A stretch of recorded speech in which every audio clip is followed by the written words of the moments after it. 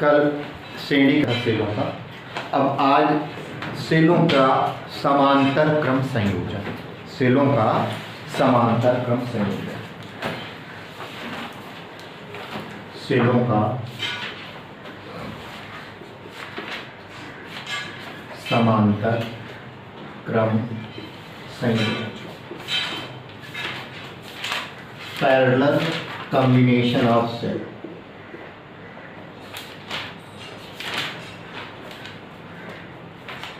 combination of cells, सेलों का समांतर क्रम संयोजन, पैरेलल कॉम्बिनेशन ऑफ सेल्स। तो सेलों का समांतर क्रम संयोजन है क्या, या इसको किस प्रकार से बताएंगे?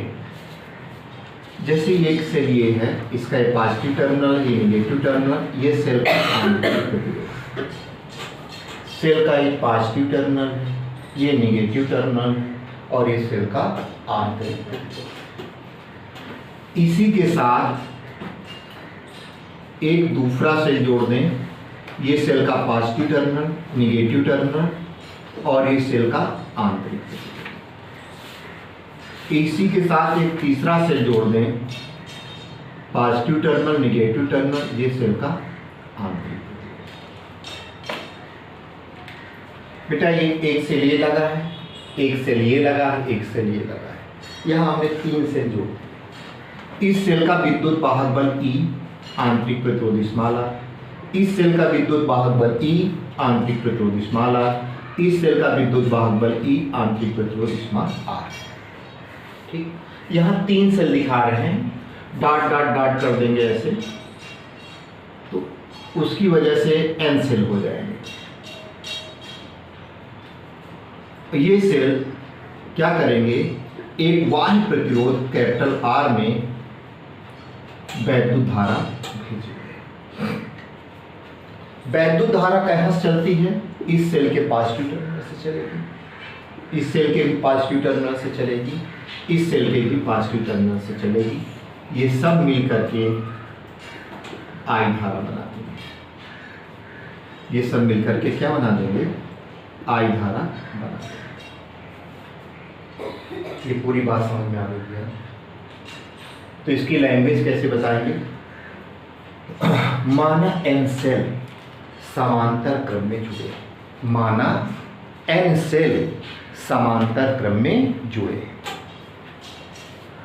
प्रत्येक सेल का विद्युत वाहक बल E व आंतरिक प्रतिरोध स्मॉल r। सेलों की संख्या n हो गई, समांतर क्रम में जुड़े हैं, प्रत्येक सेल का विद्युत वाहक बल कैपिटल E व आंतरिक प्रतिरोध स्मॉल r है। ये सेल एक बाह्य प्रतिरोध में वैद्युत धारा भेज रहे हैं। तो बेटा ये n सेल लगे हैं, तो लिखेंगे n सेलों का कुल विद्युत वाहक बल, n सेलों का कुल विद्युत वाहक बल।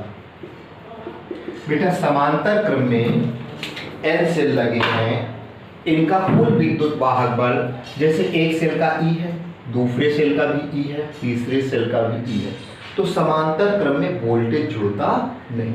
समांतर क्रम में वोल्टेज का मान क्या रहता है? नियत ही रहता है। तो n सेलों का कुल विद्युत वाहक बल, एक सेल का विद्युत वाहक बल E, दूसरे सेल का E, तीसरे सेल का E, 3 सेल का भी E रहेगा, 4 सेल जोड़ देंगे तो भी E ही रहेगा, 10 सेल जोड़ देंगे तो भी विद्युत वाहक बल क्या रहेगा? E ही रहेगा। तो n सेलों का कुल विद्युत वाहक बल कितना रहेगा? E ही रहेगा। इसके बाद देखिए, अब ये जब सेल समांतर क्रम में जुड़े हैं तो इनके अंदर वाले प्रतिरोध भी समांतर क्रम में जुड़ेंगे। तो n सेलों का कुल आंतरिक प्रतिरोध, आंतरिक प्रतिरोध, n सेलों का कुल आंतरिक प्रतिरोध, ये इसके समांतर क्रम में जुड़ा है, ये इसके समांतर क्रम में जुड़ा है। तो यहां मान लेंगे 1/r डैश इक्वल टू क्या आ जाएगा? 1/r plus 1/r plus 1/r। कितनी बार होगा बेटा? ये n बार होगा। कितने टर्म्स होगा? n टर्म्स होगा। समांतर क्रम का तुल्य प्रतिरोध क्या होता है? 1/r equal to 1/r1 plus 1/r2 plus 1/r3। तो 1/r dash equal to 1/r plus 1/r plus 1/r plus n बार। तो बेटा देखें 1/r डैश इक्वल टू, यहाँ पर क्या हो जाएगा 1/r, ये 2/r, ये 3/r, कितनी बार लगा है? n बार। तो 1/r 2/r 3/r, तो ये हो जाएगा बेटा n बाई स्मॉल r। क्या आ जाएगा? n by small r। अब यहां से दोनों साइड का क्या कर दो? रेसिप्रोकल कर दो, व्युत्क्रम कर दो। तो क्या हो जाएगा? r dash by 1 equal to r by n। तो r dash equal to r by n। ये r डैश की वैल्यू आ गई। किसकी वैल्यू आ गई? r डैश की वैल्यू। ठीक है। अब बेटा ये बाह्य प्रतिरोध, ये क्या है? बाह्य प्रतिरोध। तो ये तो बेटा n सेलों का कुल आंतरिक प्रतिरोध ही आ गया। बाह्य प्रतिरोध कितना है? बाह्य प्रतिरोध की वैल्यू क्या है? Capital R। फिर लिख देंगे बेटा कुल प्रतिरोध। कुल प्रतिरोध बराबर होता है बाह्य प्रतिरोध प्लस आंतरिक प्रतिरोध। कुल प्रतिरोध ये बाह्य प्रतिरोध हमारा है, और आंतरिक प्रतिरोध हमने क्या कंसीडर किया? R dash. दोनों को ऐड कर देंगे। R तो है ही है, इस R डैश की वैल्यू क्या आई है? R by n I. n बेटा यहाँ एलसीएम ले लेंगे। जब n एलसीएम ले लेंगे तो ये n इधर चला जाएगा, n capital R plus small r। ये क्या आ गया बेटा? कुल प्रतिरोध। कुल प्रतिरोध की वैल्यू आ गई। ठीक है। अब हमें क्या निकालना है? कुल धारा कितनी होगी? कुल धारा की जो वैल्यू रहेगी I इक्वल टू, हमने बताया था E बाई क्या होता है? R प्लस स्मॉल, ये होता है ना, कल बता दिए थे। I इक्वल टू क्या होता है? E अपान ये कुल प्रतिरोध। E की जगह n सेलों का कुल विद्युत वाहक बल क्या है? E है, तो ये तो वैसे ही रहेगा। अब बेटा कुल प्रतिरोध कितना आ गया है? कुल प्रतिरोध की जगह पे, कुल प्रतिरोध है, कुल प्रतिरोध की जगह पर हम बेटा ये लिख देंगे n r plus small r by n। यहां पहुंचा देंगे तो I equal to n E by n r plus small r। ये आपका ये। तो इस प्रकार से यदि हम n सेलों को समांतर क्रम में जोड़ते हैं तो उनसे मिलने वाली कुल विद्युत धारा की वैल्यू n e अपान n r plus small r हो जाती है। का समांतर क्रम संयोजन या पैरेलल कॉम्बिनेशन ऑफ सेल है, इसमें I की वैल्यू मैक्सिमम कब होगी और I की वैल्यू मिनिमम कब होगी? ये जरा देख लीजिए। कल हालांकि थोड़ा सा इसके बारे में हमने बताया था। तो I की वैल्यू मैक्सिमम के लिए ये I इक्वल टू जो फार्मूला बना हुआ है n e upon n r plus small r। ठीक, I equal to n e upon n r plus small r। तो फर्स्ट केस में देखिए, फर्स्ट केस में यदि हम ऐसा कह दें कि इसका इंटरनल रेजिस्टेंस वेरी हाई है, small r is very very greater than N R. Small r is very very greater than N R. इतना कह दिया हमने, small r is very very greater than N R. इसका मतलब ये हो गया कि ये एन आर की वैल्यू बहुत कम है। एन आर की वैल्यू क्या है? बहुत कम है। It means N R tend किसको कर देगा? जीरो। एन आर किसको टेंड किए दे रहा है? जीरो। तो एन आर की जगह पर हम क्या पुट कर देंगे? जीरो। जैसे ही एन आर की जगह पर जीरो पुट करेंगे, आई की वैल्यू क्या हो जाएगी? मैक्सिमम हो जाएगी। एन ई अपॉन इस एन आर की जगह पर जीरो पुट कर देंगे अपॉन स्मॉल आर। देखिए इसमें बता दिए थे कि आई की वैल्यू क्या आ रही है, मैक्सिमम आ जाएगी। अब सेकेंड केस में देखिए, यदि हम इसका उल्टा कर दें कि small R is very very less than N R, internal resistance बहुत कम है, इसका मतलब हुआ इंटरनल रेजिस्टेंस की जगह पर हम क्या पुट कर देंगे चीज़, इंटरनल रेजिस्टेंस यदि किसी सेल का बहुत कम है, आंतरिक प्रतिरोध बहुत कम है, तब I इक्वल टू देखिए ये आपका N E, I equal to N E upon ये स्मॉल आर की जगह पर, इस स्मॉल आर की जगह पर जैसे ही जीरो पुट करेंगे तो ये क्या हो जाएगा, एन कैपिटल आर, केवल इतना बचेगा। यहाँ पर बेटा एन से ये एन कैंसिल हो रहा है, इसका मतलब यहाँ पर करंट क्या है, मिनिमम है। एन क्या था, नंबर ऑफ सेल, सेलों की संख्या ही गायब हो गई। सेल 5 लगाएं या 6 लगाएं या 1 लगाएं, उतनी ही करंट फ्लो होगी। इट मींस आई मिनिमम की वैल्यू क्या हो जाएगी, ई बाई कैपिटल आर। एक सेल से जितनी विद्युत धारा हमको मिल रही है उतनी ही हम 10 सेलों से ही विद्युत धारा प्राप्त करेंगे। यदि आपने ऐसे सेल यूज किए हैं जिनका इंटरनल रेजिस्टेंस बहुत लो है, ठीक है, तो ऐसे सेलों को कभी भी पैरेलल में अटैच नहीं करना चाहिए, समांतर क्रम में नहीं जोड़ना चाहिए जिनका आंतरिक प्रतिरोध बहुत कम। जिन सेलों का आंतरिक प्रतिरोध कम है उन्हें कैसे जोड़ना चाहिए, श्रेणी क्रम में, और जिन सेलों का आंतरिक प्रतिरोध बहुत ज्यादा है उन्हें हम समांतर क्रम में जोड़कर अधिक धारा प्राप्त कर सकते हैं। ठीक है, इसको नोट कर लीजिए।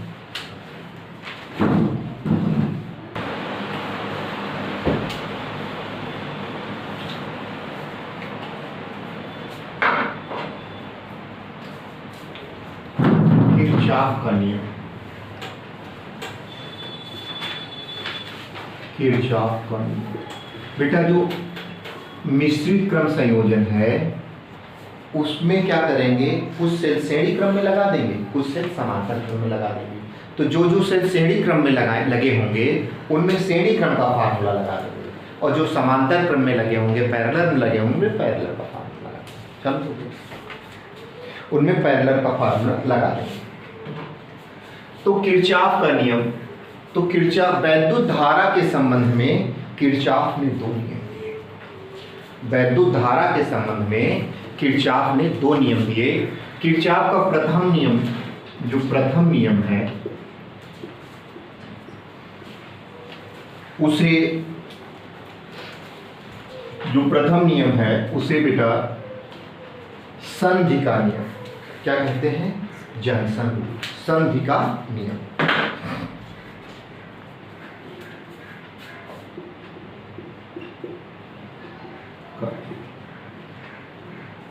संधि का नियम, इसे जंक्शन रूल भी बोल देते हैं। जो प्रथम नियम है किरचॉफ का उसे संधि का नियम भी कहते हैं।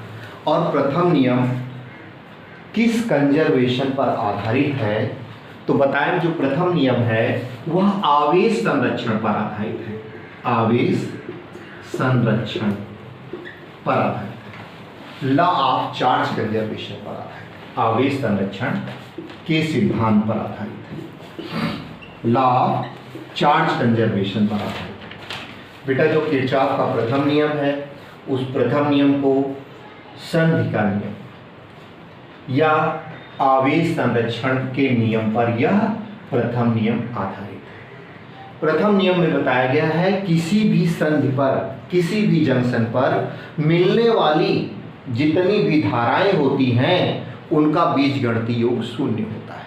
किसी भी संधि पर मिलने वाली समस्त धाराओं का बीजगणितीय योग क्या होता है, 0 होता है। बीजगणितीय योग 0 होने का मतलब क्या हुआ भैया, जैसे ये संधि है, इस संधि पर ये I1 धारा आ रही है और ये I2 धारा आ रही है, और इधर से निकल रही है ये I3 धारा, ये I4 धारा और ये I5 धारा, ये धाराएं निकल,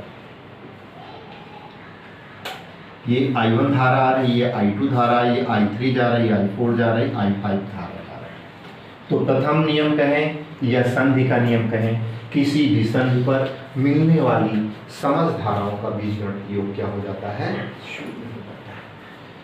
तो इसे हम सिग्मा आई की वैल्यू किसकी इक्वल हो जाती है, सिग्मा आई की वैल्यू किसके इक्वल हो जाती है, वह सिग्मा आई की वैल्यू किसके इक्वल हो जाती है, 0 के बराबर हो जाती है। इसका मतलब आने वाली धाराओं का बीजगणितीय योग बराबर होता है संधि से दूर जाने वाली धाराओं के बीजगणितीय योग के। बेटा ये संधि है, संधि की ओर आने वाली धाराओं का योगफल बराबर होता है संधि से दूर जाने वाली धाराओं के योगफल के। जो धाराएं आ रही हैं उनको प्लस साइन से लिख लेंगे, I1 प्लस ये धारा आ रही है तो प्लस I2, ये धारा बाहर जा रही है तो माइनस का I3, ये भी धारा बाहर जा रही है तो माइनस का I4, ये भी धारा बाहर जा रही है तो माइनस का I5 इक्वल टू 0। अब इधर बेटा ये I1 प्लस I2 है, ये माइनस में है तो इसको इधर भेज दें, ये माइनस में तो इसको इधर भेज दें, ये माइनस में तो इसको भी इधर भेज दीजिए, तो इज इक्वल टू हो जाएगा I3 plus I4 plus I5। जितनी धारा आती हैं उतनी ही धारा संधि से दूर चली जाती है। मतलब ये जो संधि है ये किसी भी प्रकार की धारा का संचय नहीं करती है। तो बताएंगे किसी भी संधि पर मिलने वाली समस्त धाराओं का बीजगणितीय योग क्या होता है, शून्य होता है। जो एल्जेब्रिक सम होता है किसका, करंट्स का, वो क्या रहता है, 0 रहता है। 0 होने का मतलब आने वाली धाराओं को प्लस के साइन के साथ लेंगे और जो निकल रही धारा इनको माइनस साइन के साथ ले लेंगे। इसको आप ऐसे कह सकते हैं आने वाली धाराओं का योगफल संधि से दूर जाने वाली धाराओं के योगफल के बराबर होता है। यह बेटा किरचॉफ का प्रथम नियम है, इसी को संधि का नियम कहते हैं, या दूसरे शब्दों में कहें जो किरचॉफ का प्रथम नियम है ये आवेश संरक्षण के सिद्धांत पर आधारित है। किस सिद्धांत पर आधारित है, आवेश संरक्षण के सिद्धांत पर आधारित है। कहीं कोई दिक्कत तो नहीं हुई है। तो किरचॉफ का जो फर्स्ट लॉ है तो फर्स्ट लॉ के बारे में देखिए, जैसे इसको कोई पूछ ले कि ये आवेश संरक्षण के सिद्धांत पर कैसे काम कर रहा है, तो किस प्रकार से बताओगे कि यह आवेश संरक्षण के सिद्धांत पर कार्य कर रहा है। सपोज कीजिए I1 की वैल्यू 3 एम्पियर है और I2 की वैल्यू 2 एम्पियर। ये जंक्शन है, इस जंक्शन की तरफ ये 3 एम्पियर की करंट आ रही है और ये 2 एम्पियर की करंट आ रही है। तो देख रहे हैं जंक्शन के पास कुल मिला के 5 एम्पियर करंट आ रही है। ठीक, जंक्शन के पास जो I1 प्लस I2 है तो इसे 3 प्लस 2 लिख सकते हो, इट मीन्स 5 एम्पियर आप लिख सकते हो। ठीक है, अब इधर पता चला यहाँ पर 2 एम्पियर जा रही है, यहाँ पर 2 एम्पियर जा रही है और यहाँ पर 1 एम्पियर जा रहा है। तो ये आपका 2, ये आपका 2 और ये 1, तो ये भी 5 एम्पियर है। जंक्शन की ओर जाने वाली करंट भी 5 एम्पियर है और जंक्शन से दूर जाने वाली भी करंट 5 एम्पियर है। तो करंट यहाँ पर आप कह सकते हो कि ये आवेश संरक्षण के सिद्धांत पर कार्य करता है। तो यहाँ पर देखने में आता है कि यहाँ तो आवेश नहीं बल्कि धारा का संरक्षण हो रहा है, धारा का संरक्षण है। तो आपको पता है Q इक्वल टू क्या होता है, I into T. Q equal to क्या होता है, I इंटू टी। टाइम तो उतना ही समय लेफ्ट साइड को मिलेगा और उतना ही समय कहाँ मिलेगा, राइट साइड। तो टाइम तो वही रहता है, तो इसे हम कह सकते हैं 5 इंटू टी। तो इधर लेफ्ट साइड का यहाँ का जो चार्ज है 5t है और राइट साइड का भी चार्ज क्या है, 5t है। दोनों तरफ का चार्ज 5t ही रहेगा, इसलिए ये आवेश संरक्षण के सिद्धांत पर कार्य करता है। संरक्षण का मतलब इधर का आवेश इधर के आवेश के बराबर होगा। जब इधर की धारा बाईं तरफ की धारा दाईं तरफ की धारा के बराबर है, इसका मतलब होगा बाईं तरफ का आवेश दाईं तरफ के आवेश के क्या होगा, बराबर होगा।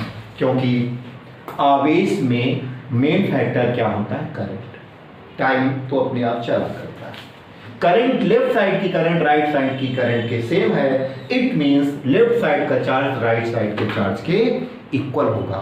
इसीलिए आवेश संरक्षण के सिद्धांत पर कार्य करता है, लॉ ऑफ चार्ज कंजर्वेशन के प्रिंसिपल पर वर्क करता है। ये बेटा फर्स्ट लॉ कंप्लीट हो गया। अब देखिए सेकेंड लॉ क्या है। सेकेंड लॉ को कैसे एक्सप्लेन करेंगे। किरचॉफ का जो दूसरा नियम है,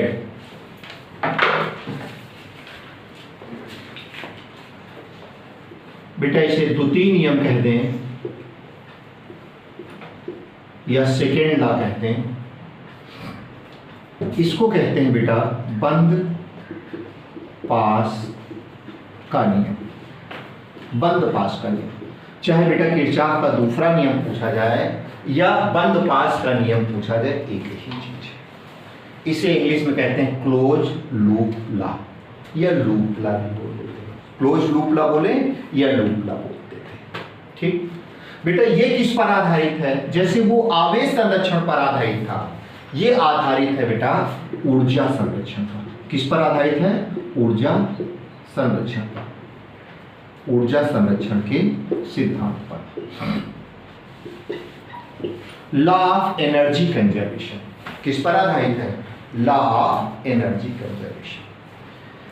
तो किरचॉफ का दूसरा नियम क्या है? किसी भी बंद पास में बहने वाली धारा आई, किसी भी बंद पास में, कोई भी क्लोज लूप होगा, किसी भी क्लोज लूप में फ्लो होने वाली करंट आई और उसका करेस्पॉन्डिंग रेजिस्टेंस आर, दोनों के प्रोडक्ट का जो एल्जेब्रिक सम होगा, दोनों के प्रोडक्ट का जो एल्जेब्रिक सम होगा वह इक्वल होगा उस बंद पास में लगे हुए सेल के ईएमएफ के। उस बंद पास में लगे हुए सेल के ईएमएफ के इक्वल होगा।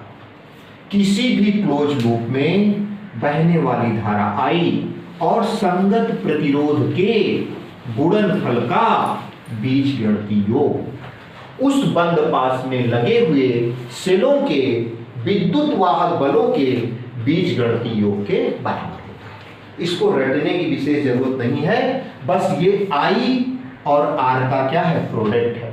और प्रोडक्ट होने के बाद क्या किया गया है? बीजगणितीय योग। सिग्मा मतलब होता है एल्जेब्रिक सम, बीजगणितीय योग बराबर होता है उस बंद पास में लगे हुए सेलों के विद्युत वाहक बलों के बीजगणितीय योग के बराबर होता है। तो भैया याद हो जाएगा, किसी भी बंद पास में बहने वाली धारा आई और बेटा वो धारा जहां पर बह रही है उसके संगत प्रतिरोध आर, दोनों के गुणनफल का बीजगणितीय योग उस बंद पास में लगे हुए सेलों के विद्युत वाहक बलों के बीजगणितीय योग के बराबर होता है। ठीक है भैया, ये सेकेंड लॉ है। अब इसको कैसे एक्सप्लेन और करेंगे, तो आप ये समझ लीजिए कि ये एक रेजिस्टेंस है, रेजिस्टेंस के कॉरेस्पॉन्डिंग एक सेल लगा दिए हैं। इस सेल का ईएमएफ E1 है और ये रेजिस्टेंस क्या है? R1। यहीं पर एक सेल दूसरा लगा दिए हैं, इस सेल का ईएमएफ E2 है और इसको इस प्रकार से जोड़ दें। यहां पर एक रेजिस्टेंस R2 लगा दें, रेजिस्टेंस R2, और ये दोनों सेल मिल करके रेजिस्टेंस R3 में करंट फ्लो करते हैं। ये आपका एक सेल है, सेल के साथ एक एक्सटर्नल रेजिस्टेंस R1 हमने अटैच कर दिया। ठीक, ये दूसरा सेल है, इसके साथ एक दूसरा रेजिस्टेंस R2 अटैच कर दिया। यहां से बेटा ये करंट I1 ऐसे निकलेगी, इस सेल से E1 वाले सेल से करंट क्या निकलेगी? I1। ये I1 करंट बेटा यहां तक रहेगी। अब क्या होगा, ये दूसरा सेल है, यहां से I2 करंट निकलेगी। ये दोनों करंट मिल करके यहां ऊपर से I1 आ रही है, नीचे से I2 आ रही, दोनों मिल करके I1 प्लस I2 बन जाएंगे और ये यहां से बाहर निकलेगी I1 प्लस I2। अब बेटा जब यहां पहुंचेगी तो यहां पर यहां तक, इस जगह तक I1 प्लस I2 करंट रहेगी। यहां पर ये I2 करंट इसके अंदर चली जाएगी। बेटा ये इसके पॉजिटिव टर्मिनल से जितनी करंट निकलती है उतनी ही करंट इसके नेगेटिव टर्मिनल में इंटर करेगी। फिर आगे क्या होगा, यहाँ बेटा I1 प्लस I2 यहाँ तक पढ़ था, यहां पर ये I2 इधर चला गया, यहां I1 प्लस I2 था। अब यहां क्या बचेगा, I1, ये I1 करंट इसके नेगेटिव टर्मिनल के अंदर चल जाएगा। जैसे मान लीजिए एक घर है, इस घर से कोई लड़का I1 निकला, ये कोई दूसरा घर है, यहां से एक दूसरा लड़का I2 निकला, दोनों मिल करके कहीं बैठ करके पढ़े यहां पर, फिर जब वापस जाएंगे तो I2 वाला लड़का E2 घर में चला जाएगा और I1 वाला लड़का E1 वाले घर में चला जाएगा। ये एक छोटा सा कॉन्सेप्ट है, इसमें कोई चीज ना समझ में आ रही हो तो उसको बताओ तो उसको और बढ़िया समझा दें। बेटा ये होता क्या है कि कोई भी सेल है, सेल में एक इलेक्ट्रोड पर ऑक्सीडेशन होता है, ऑक्सीकरण होता है, और दूसरे इलेक्ट्रोड पर क्या होता है, अपचयन होता है। तो सीधा सीधा कॉन्सेप्ट है, कंप्लीट रिएक्शन तभी मानी जाएगी जिसमें ऑक्सीडेशन और रिडक्शन दोनों, ठीक है। तो यहां से यदि I1 करंट निकली है तो यहां पर I1 ही आएगी, यहां से I2 करंट निकली है तो यहां पर I2 ही आएगी, ये दोनों मिलकर के यहां पर चलेंगे। तो बेटा इसमें कई बंद पास बन जा रहे हैं। बंद पास का मतलब जहां से चलते हैं वहीं से घूमते घामते वहीं पर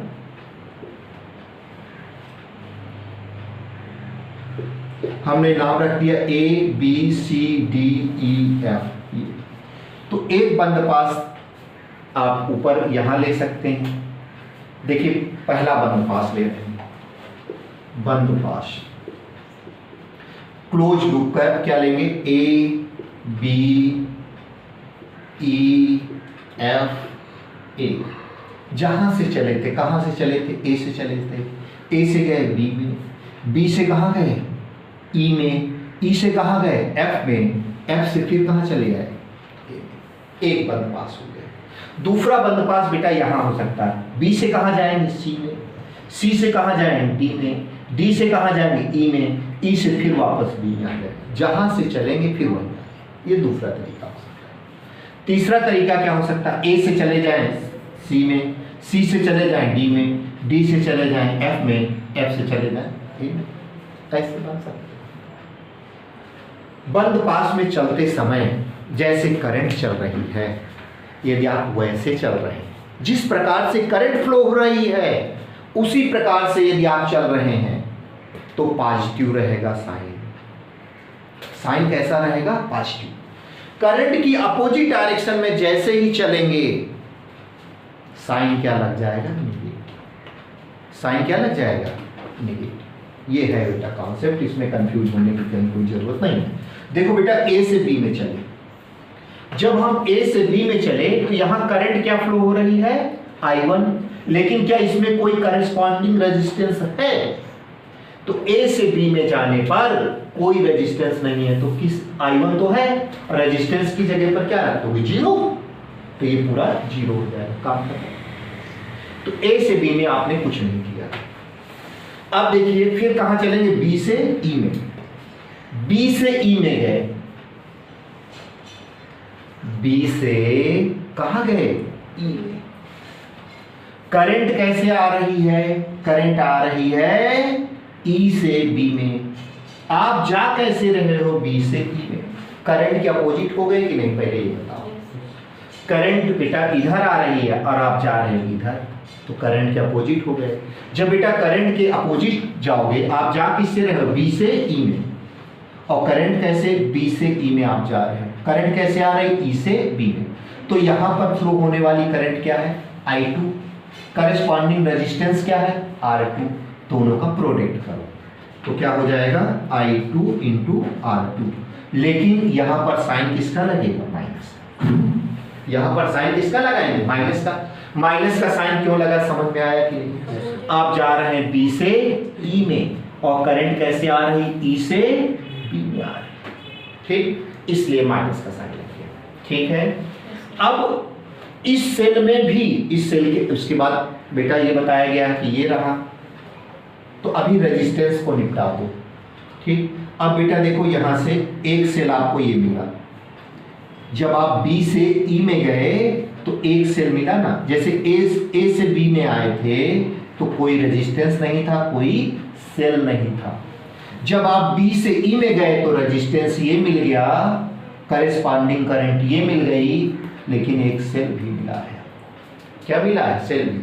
सेल के लिए क्या करना अभी हम बता दें। अब इसके आगे बढ़ोगे तो यहाँ ई से एफ में, ई से एफ में बेटा कुछ नहीं है, रेजिस्टेंस नहीं है ना ही सेल है, इसको छोड़ दो ऐसे ही। अब क्या आगे बढ़ोगे?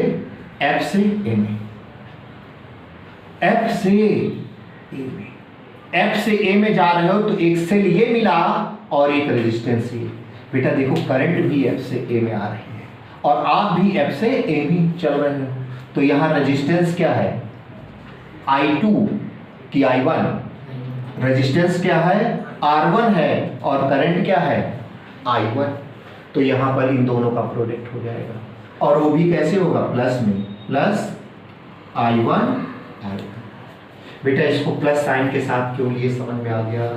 क्योंकि आप चल रहे थे F से A में, आप चल रहे थे F से A में, करंट भी चल रही थी F से A में, ठीक, इसलिए प्लस साइन के साथ लिए। अब इस पूरे लूप में A B E F A में, इस पूरे लूप में रेजिस्टेंस, दो रेजिस्टेंस थे, दोनों रेजिस्टेंस पर काम कर चुके हैं आप। इस पूरे लूप में दो सेल लगे हैं, इन दोनों सेलों में काम करेगा।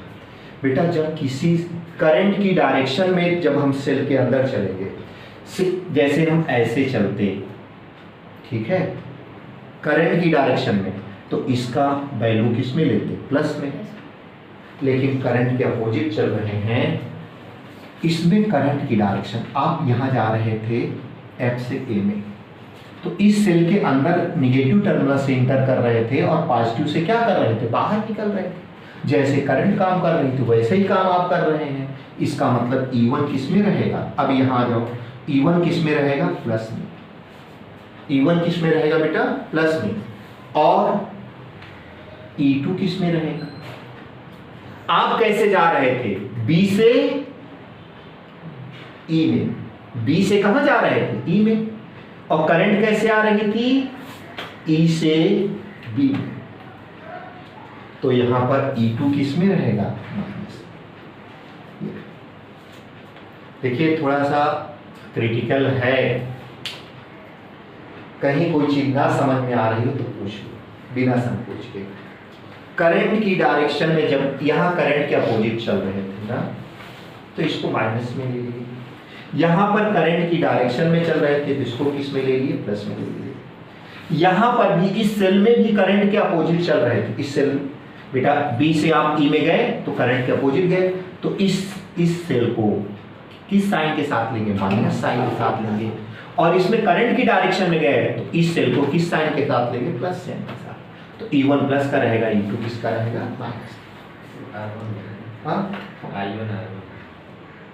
हाँ I1, सॉरी ये I1 और ये क्या रहेगा? R1। ठीक। अब देखिए दूसरा बंद पास क्या है? दूसरा बंद पास बेटा ये दे रहे हैं, BC बंद पास, BC D E B। बेटा B से चले थे ना, B से C में, C से कहाँ गए? D में, D से कहाँ गए? E में, और E से फिर कहाँ आ गए? B में। तो बेटा जब B से C में गए तो कोई रेजिस्टेंस नहीं है, करंट जरूर फ्लो हो रही। करंट कितनी फ्लो हो रही B से C में? I1 plus I2। बेटा I1 ऊपर से आ रही, I2 इधर से आ रही, दोनों मिलकर यहाँ पर करंट क्या रहेगी? I1 plus I2। जहाँ उंगली रखे हैं वहां पर फ्लो होने वाली करंट क्या रहेगी? I1 plus I2। अब जब C से D में जाएंगे तो C से D में हम जा रहे हैं, इसका मतलब करंट की डायरेक्शन भी, करंट भी C से D में जा रही है और हम भी C से D में जा रहे हैं। C से D बेटा यहाँ कोई रेजिस्टेंस नहीं थे, बेकार हो गया। अब यहाँ पर रेजिस्टेंस है और आप कैसे चल रहे हो? C से D में जा रहे हो, तो फ्लो होने वाली करंट I1 प्लस I2 है, I1 प्लस I2 है, और ये रेजिस्टेंस क्या है? I2। तो ये क्या आ जाएगा? I1 प्लस I2 और ये रेजिस्टेंस क्या है? R3। I1 प्लस I2 और रेजिस्टेंस क्या है? R3। ठीक है, ये ऐसे, बी से सी और सी से क्या हो गया, डी हो गया। अब बेटा देखो डी से ई में कुछ नहीं है, कुछ नहीं होगा, जाने दो। अब आगे चलेंगे, बी से सी, सी से डी, डी से ई में कुछ नहीं है। अब ई बी ऐसे चलेंगे, तो ई से बी में आप आ रहे हैं, करंट भी ई से बी में आ रही, तो यहाँ करंट क्या है, I2 है, और रेजिस्टेंस क्या है, R2 प्लस I2 R2। इतना समझ में आ गया बेटा। दो रेजिस्टेंस थे, इस रेजिस्टेंस में फ्लो होने वाली, R3 रेजिस्टेंस में फ्लो होने वाली करंट क्या थी, I1 प्लस I2, और I2 रेजिस्टेंस में फ्लो होने वाली करंट क्या थी, R2। ठीक, अब यहां पर केवल और केवल एक सेल मिला आपको, और उस सेल में भी करंट की डायरेक्शन में ही आप चल रहे हैं, इसलिए जो E2 है इक्वल टू क्या कर देंगे, E2, ये प्लस में लिखेंगे। तो इस प्रकार से बेटा लूप बना लेते हैं। लूप बनाने का ये तरीका है। इससे किसी भी, यदि इतना कॉन्सेप्ट आपको समझ में आ गया तो कैसा भी कॉम्प्लिकेटेड सर्किट है उसे आप सॉल्व कर सकते हैं। सर्किट को सॉल्व करने का ये तरीका है। इसमें कहीं कोई डाउट हो बताइए।